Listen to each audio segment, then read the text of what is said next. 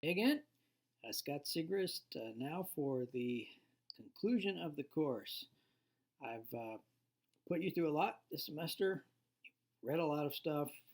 A lot of it was very difficult, especially Vogelin probably, but you've made it. You're still standing, and we're almost to the end.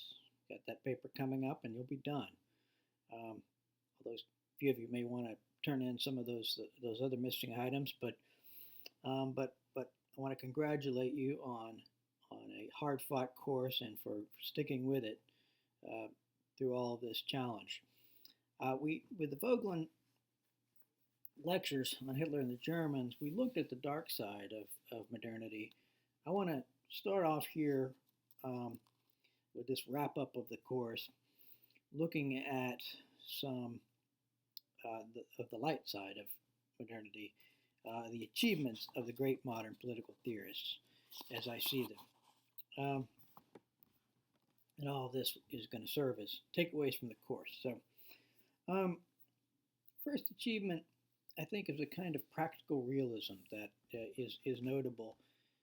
In particular, a clarification of the dynamics of power and self interest within nations and between them. So, Hobbes and Locke and Madison, in his own way, when he talks about factions and uh, you know the, the need for checks and balances and all of that, right? That's practical realism. Secondly, there are the liberal ideals of human dignity, liberty, equality, rights, and you had a lot of these concepts worked out in his own way by Hobbes, um, but also by Locke and Rousseau and Kant and the American founders. Um, there are certainly, I think, you can say within liberalism some great achievements.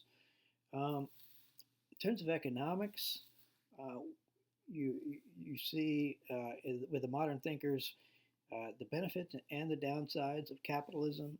I mean, Adam Smith talked about both. Adam Smith talked about the benefits of capitalism, but also in a lesser known part of his book, he talked about some problems. Marx, of course, was obsessed with the problems, but often brilliantly captured some of those problems.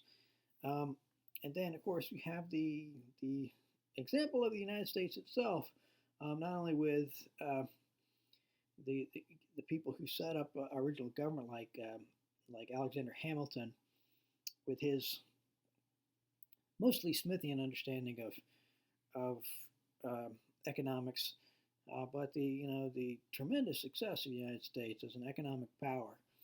Um, then, fourth, I would point to the mechanics of government. Modern political theorists really did a lot of uh, helpful work, I think, um, showing how to set up a government for security and protection of rights through getting the right form of government, establishing rules and procedures and so forth that would um, that would preserve rights. You can look at Hobbes again for the conceptual framework, and then Locke and the American founders. I think are especially important here with the American founders with their constitutional regime that we see in our U.S. Constitution and the government it set up. And then I think um, there's the Anglo-American tradition, um, by which I mean tradition coming from England into the United States. Um, there are a whole host of long-standing practices and institutions that that we've inherited from Europe and that were perfected in various ways in England and America. Um, as pointed out by, for example, Burke, um, in the short writings we looked at with him, and the American founders. Um, I'll give you one of my favorite quotes from my mentor at LSU, Ellis Sandoz. He described the American founding as a rearticulation of Western civilization in its Anglo-American mode.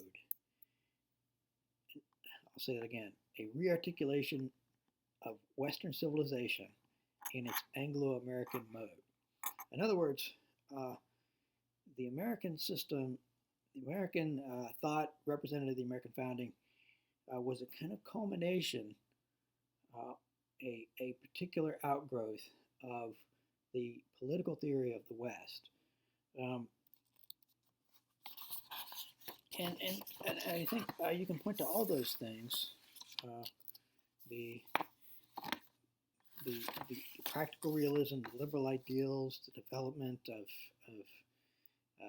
capitalism, the thinking about capitalism, about the mechanics of government, and those particular practices and institutions that filter down through us, through ultimately in the American context. These all seem to me to be great and worthy achievements of modern political theory. And I think to fully understand those, as well as some of the problems, we need to see it in the larger context of Western civilization. I mean, the roots of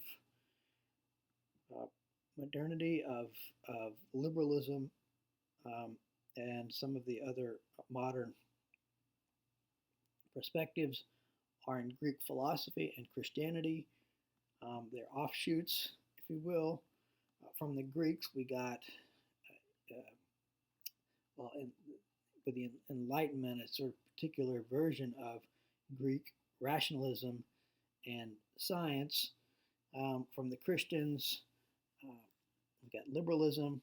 It's really, I think there's a lot to the thesis that liberalism is a kind of secularized Christianity or despiritualized Christianity. Socialism also is based on certain Christian principles of compassion, concern for community, and so forth. Although it's practically been less successful, perhaps, at least in its extreme forms.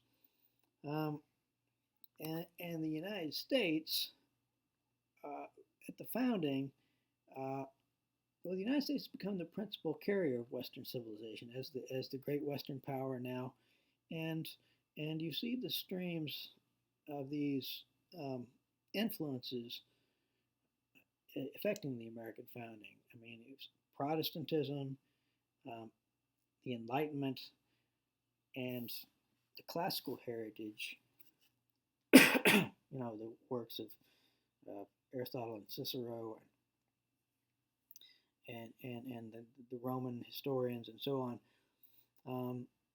Protestantism, Enlightenment, and classical heritage has filtered through the English and American traditions, right? So that, again, you get that rearticulation of Western civilization in its Anglo-American mode. That's more specifically what that means, right? And then in the United States, later developments, you got progressivism, which sort of draws on themes and ideas presented by Rousseau and Hegel and Marx, and you got modern conservatism, which borrows more from Locke and Burke, right? Now I want to sum up some of the perhaps takeaways on the limits of modern political theory. First of all, in terms of moral foundations, I think it would be fair to say that there is a relative inattention to or neglect of the moral requirements of a healthy society, inattention to virtue in the classic sense. You got much more of that with the American foundings and American founders, and that in that respect, the American founders are an exception to the general rule. But the sort of, I mean, you don't see a moral theory presented as part of Locke, for example. You know, you have laws of nature and so forth that may be implied, but it's not presented as the formation of moral character. At least is not presented as a primary concern of political society, and that is the case with other modern political theorists as well. Not true of all. The Scottish philosophers, who were very influential in America, did pay a lot of attention to moral foundations, but in general, that's a weakness, I think, of modern political theory. Similarly, with justice, there seems to be an inadequate grounding of the standards of justice. Um, the standards often conceived very abstractly, and the kind of substantive foundation for those that we see uh, worked out in Vogelin, for example, are, are relatively neglected. Um, then I think in the modern context, you have an excessive trust in systems, whether constitutional administrative arrangements or systems of ideas. Um, and this trust in systems goes along with this developments like positivism and ideology in general, right? Um, and then there are certain deficiencies of liberalism that I would point out. Um, First, there's a tendency to abstractionism, as pointed out by Burke, right?